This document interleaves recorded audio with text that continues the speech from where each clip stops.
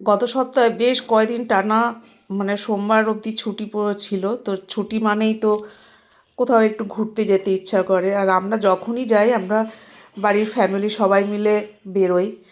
তো বেরিয়ে গেছি, আমরা যাচ্ছি এখন শান্তিনিকেতন যাচ্ছিলাম। তো যাওয়ার পথে হাইওয়ে মির্চিতে আমরা ব্রেকফাস্ট করব। তো হাইওয়ে মির্চিটা বর্ধমানের মধ্যেই পড়ে এটা। দেখো এই রেস্টুরেন্টটা সব সময় এত ভিড় থাকে, আর সেদিনকে তো ছুটির দিন ছিল, মানে প্রচুর ভিড় ছিল সেদিনকে। দেখো কত গাড়ি দাঁড়িয়ে রয়েছে, তোমাদের দেখায় গাড়িগুলো। প্রচুর গাড়ি ছিল সেদিনকে, প্রচুর ভিড় ছিল। বাইরেও ওরা খাবার দাবার ব্যবস্থা করে দিয়েছিল। এবার চলো ভেতরে যাচ্ছি আমরা। ভেতরে দেখো আমার পাশে আছে আমার জায়ের বোন। আমরা সবাই একসাথে মিলে যখনই বেরোই একসাথেই বেরোই।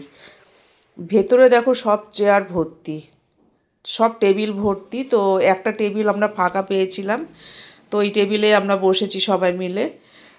আমার জায়ের মেয়ে না, জায়ের বোনের মেয়ে।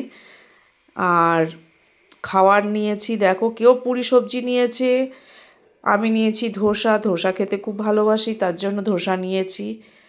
যার যার মন মতন খাবার দাবার নিয়েছি। নিয়ে আমি ওদের বাগানটা একটা সুন্দর একটা পার্কের মতন বাগান করা আছে। বাগানের ফুল দেখে তো আমি অবাক হয়ে গেছি, এত সুন্দর, এত বড় বড় ফুল যে হয় আমার দেখা ছিল না। এত বড় গোলাপ,